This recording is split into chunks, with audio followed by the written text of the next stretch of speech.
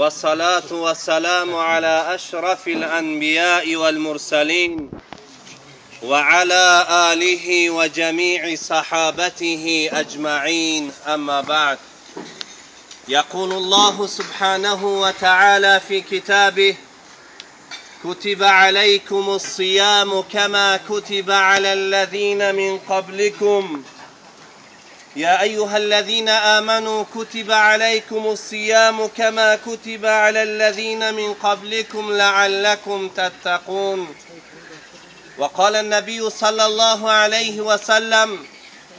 من صام رمضان إيمانا واحتسابا غفر له ما تقدم من ذنبه. بعد از حمدی خداوندی بزرگی آسمان ها و زمین و ثنای بر روح روانی پیشوای ما و شما پیامبر صلی الله علیه و سلم 5 دقیقه درباره فضیلت رمضان و این ماهی که الله جل شأنه برای این امتی بزرگ اسلام آورده است صحبت خواهیم کرد و از درگاه الله جل شأنه خواهانی آن هستیم که این ماهی که الله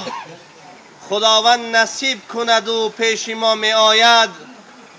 این ماه را ماهی رحمت و مغفرت و ماهی خلاصی از آتش تفسان دوزخ برای ما و شما بگرداند. الله جل شأنه می فرماید: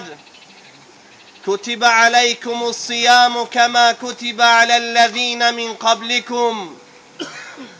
ای کسانی که شما دعوای ایمان دارید و مسلمان زاده هستید، پروردگار شما برای شما روزه گرفتن این ماه مبارک رمضان را فرض گردانید، همچنان که الله جل شأنه برای امتان گذشته، امتان عیسی و موسی و امتانی که خداوند بزرگ خود آنها را می‌داند، برای آنها هم نیز روزه را فرض گردانیده بود. ماه مبارک رمضان یگانه ماهی است که الله جل شأنه آخران دستور الهی و آخران قرآنی که تا قیام قیامت در بین امت اسلام خوانده می شود، همین قرآن را فرستاد. خداوند می گوید: ان انزلناه فی لیلة القدر، لیلة القدر خیر من 1000 شهر. ای امتان محمد، من این قرآن را فرستادم در این ماه مبارک رمضان و در این شب قدر، و این قرآن و این رمضان برای شما از 1000 سال به هست، از 1000 ماه به هست. پیامبر علیه السلام در 3 حدیث مبارکشان در فضائل رمضان سخن میگویند و میفرمایند پیشوای ما و شما: من صام رمضان ایمانا و احتسابا غفر له ما تقدم من ذنبه.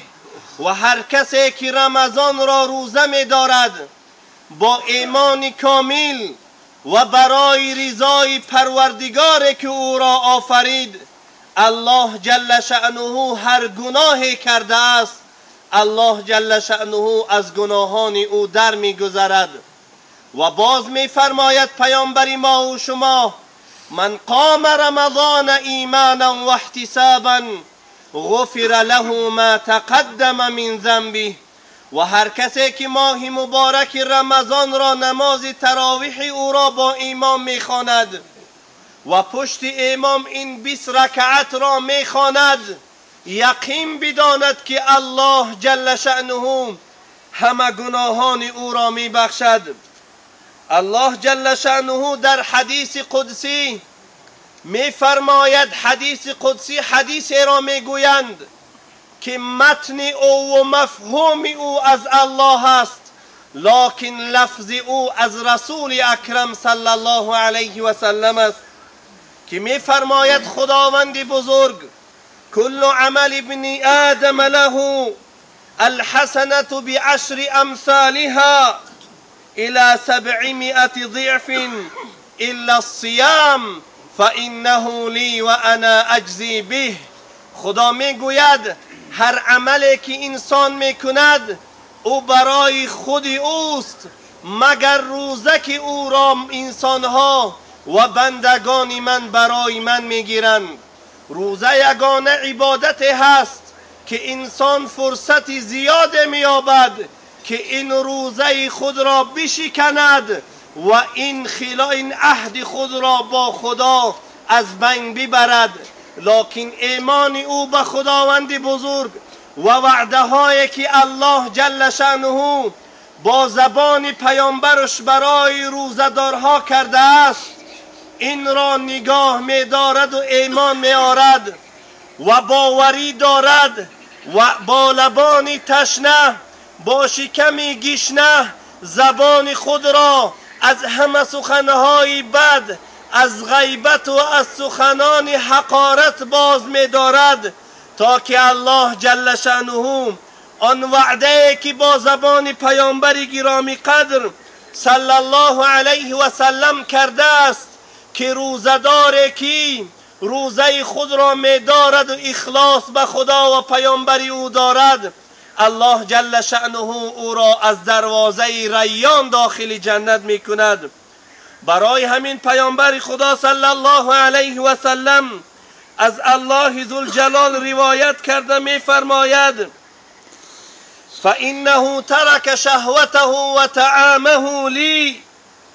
للصائم فرحتان. خدا می گوید که همین انسان روزدار شهوت و همخوابگی خود را در روز رمضان از زن خود منع می کند و خود را نگاه می دارد و دهان خود را از آب و از نوشاکی ها و خوراک نگاه می دارد به خاطر من است و من پاداش او را می دهم. فردا در محشرگاه روز قیامت هنگامی که بنده های خدا یک جا جمع می شوند خداوند آسمان ها و زمین ملائک را ثواب هر یکی ما و شما را می دهد تا که برای بندگان خدا تقسیم نمایند مگر ثواب روزه که الله جل شأنه با دستان مبارکش ثواب او را در نامه اعمال هر یکی ما و شما می نویسد و ثواب زیاد برای ما می دهد. رسول خدا صلی الله علیه و سلم از پروردگار خویش روایت می کنند و می فرمایند فرحت عند فطره و فرحت عند لقاء ربه. دو خرسندی دارد آدمی روزدار. یک خرسندیش این است که وقتا که بعد از نماز شام بعد از اذان شام روزه خود را می شکاید طبیعت او خوشحال می شود شکرانه پروردگار عظیم و شان می کند که الله برای او این روزه را نصیب کرد. و دومین خرسندی روزدار این است که روز قیامت جمال زیبای پروردگار را روزدارها می بینند. این حدیث دلالت می کند که انسانی که روزه خود را می خورد انسانی که نافرمانی آفریدگار خود می کند برای او شایسته نیست که دیدار پروردگار عظیم و شان را بیند. برادران عزیز و گرامی ماه رمضان یگانه ماهی هست که الله جل شأنه همه شیطان ها را زنجیر زده است تا که وسوسه نکنند مگر شیطان های انسی و زناکارها و فاحشه ها که در این روزهای رمضان از معصیت الهی دست نمی کشند. حتی پروردگار عظیم و شان شیاطین انس را زنجیر می زند مگر شیاطینی که بین ما و شما هستند که مردم را به هر رو از این روزه ماه مبارک رمضان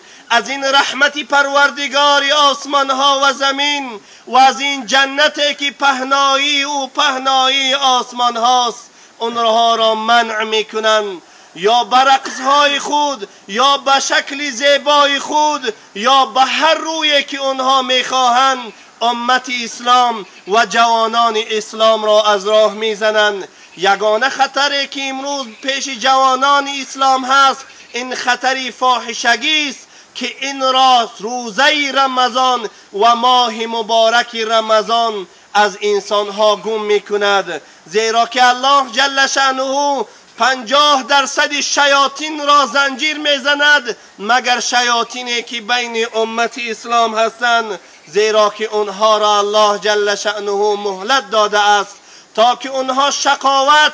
و بدبختی خود را زیاد نمایند تا که در عذاب الهی زیادتر باقی بمانند. رسول خدا صلی الله علیه و سلم در حدیث دیگرشان میفرمایند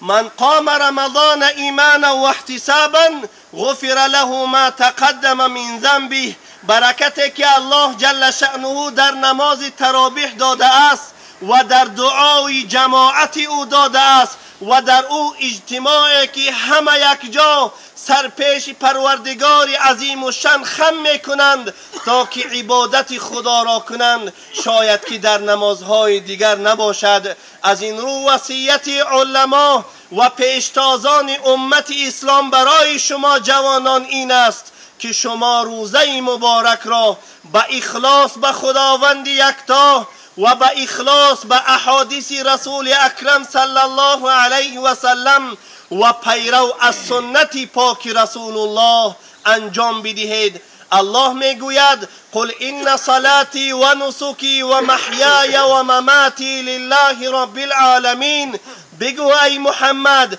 و ای بندگانم که نماز و روزه و تمام عبادت و بهترین حیات و زندگانی من و مرده من برای خداوند است. و اگر امروز ما اخلاص خود را به خدا بگیریم و روزه که می آید بعد چند روز او را پاس بداریم و دهان خود را از همه سخنها بد و از سخنهای حقارت باز بداریم و روزه ماه شریف رمضان را مطابق به سنت رسول الله بگیریم، یقین بدانیم و بشارت برای ما و شماست که الله جل شأنه جنت و درهای جنت را برای ما گشاده میکند تا که ما داخل جنت الهی شویم. در آخر از درگاه پروردگار عظیم و شان آفریدگار آسمان ها و زمین و خالق هر یک ما و شما خواهان آن هستم که الله جل شأنه توفیق آن را برای ما بدهد که این روزه مبارک رمضان را از سالهای گذشته بهتر انجام بدهیم. الله جل شأنه ثواب این رمضان که می آید در نامه اعمال ما بنویسد و الله جل شأنه به این رمضان ما و شما و پدران و مادران ما و شما را زیر رحمتش قرار بدهد و بهترین جنت الهی فردوس اعلی الله جل شأنه برای این مادری که از دنیا گذشتند، برای مادران هر یکی ما و شما و پدرانمان، برای هر کسی که سهم گذاشتند در اینجا و گوش کردند و نشستند، الله جل شأنه اون فردوس اعلی را برای همشان نصیب بگرداند برحمتک یا ارحم الراحمین.